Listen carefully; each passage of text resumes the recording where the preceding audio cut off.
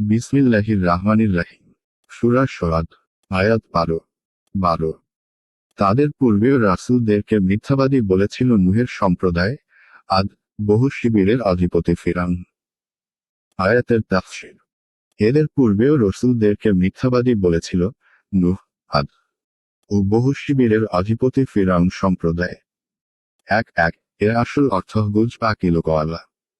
এর মর্মার্থ এই যে, ফিরআউন বিশাল সংখ্যক সেনাবাহিনীর অধিপতি ছিল, যার ছিল অনেক অনেক শিবির বা তাঁবু, যা মাটিতে কিলক গেড়ে টাঙ্গানো হতো। অথবা তাকে কিলকওয়ালা এই জন্য বলা হয়েছে যে, জালিম যখন কোন ব্যক্তির উপর অসন্তুষ্ট হতো, তখন তার হাত পা এবং মাথায় কিলক এঁটে দিত। অথবা এর দ্বারা তার শক্তি ও সাম্রাজ্যের সুদৃঢ়তা প্রকাশ করার উদ্দেশ্য।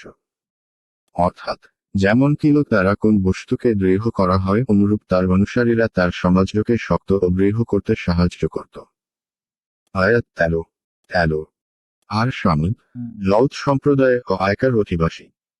তারা ছিল এক একটি বিশাল বাহিনী। আয়াতের তাফসীর। সামুদ, লউত ও আয়কাবাসী, শুআয়ব সম্প্রদায়, ওরাও ছিল এক একটি বিশাল বাহিনী। আয়কাবাসী কারা ছিল, তা জানার জন্য দেখুন সূরা শুআরার 26-176 আয়াতের টিকা। আয়াত 14। তাদের প্রত্যেকেই রাসূলদেরকে মিথ্যাবাদী বলেছে, ফলে তাদের ক্ষেত্রে আমার শাস্তি হয়েছে যথার্থ। আয়াতের তাফসীর। ওদের প্রত্যেকেই রাসূলগণকে মিথ্যাবাদী বলেছে, ফলে ওদের ক্ষেত্রে আমার শাস্তি বাস্তব হয়েছে। আয়াত 15। তারা তো অপেক্ষা করছে একটি মাত্র প্রচণ্ড নিনাদের, যাতে কোনো বিরাম থাকবে না। আয়াতের তাফসীর। এরা তো অপেক্ষা করছে এক মহাগর্জনের, যাতে কোনো বিরতি থাকবে না। 2 অর্থাৎ সিংহায় ফুৎকারের, যাতে কিয়ামত সংঘটিত হয়ে যাবে। 2 দুধ দহনকারে একবার দুধ দহনের পর বাছুরকে গুটি, গাই বা মহিষের, অর্থাৎ তার মায়ের নিকট ছেড়ে দেয়, যাতে তার দুধ পান করার ফলে পুনরায় স্তনে অধিক পরিমাণে দুধ এসে জমা হয়।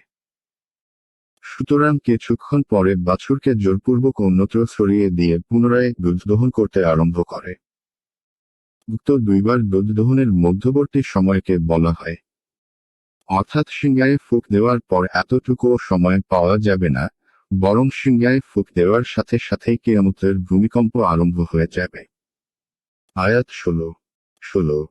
তারা বলে, হে আমাদের রব, বিচার দিনের পূর্বেই আমাদের প্রাপ্য আমাদেরকে শীঘ্র দিয়ে দাও। আয়াতের তাফসীর। এরা বলে, হে আমাদের প্রতিপালক, বিচার দিনের পূর্বেই আমাদের প্রাপ্য আমাদেরকে সত্বর দিয়ে দাও। এর অর্থ হলো প্রাপ্য অংশ বা ভাগ। এখানে উদ্দেশ্য হলো আমলনামা বা প্রাপ্য অংশ। অর্থাৎ, আমাদের আমলনামা অনুযায়ী শাস্তি ও পুরস্কারে আমাদের যা অংশ রয়েছে, তা কিয়ামত আসার পূর্বে এখানেই আমাদেরকে দিয়ে দেওয়া। এটা সত্যই, তারা তোমাকে শাস্তি ত্বরান্বিত করতে বলে, এর মুক্ত কথা। এই কথাটি তারা কিয়ামত সংঘটিত হওয়া অসম্ভব ভেবে ঠাট্টা ও বিদ্রূপ স্বরূপ বলে।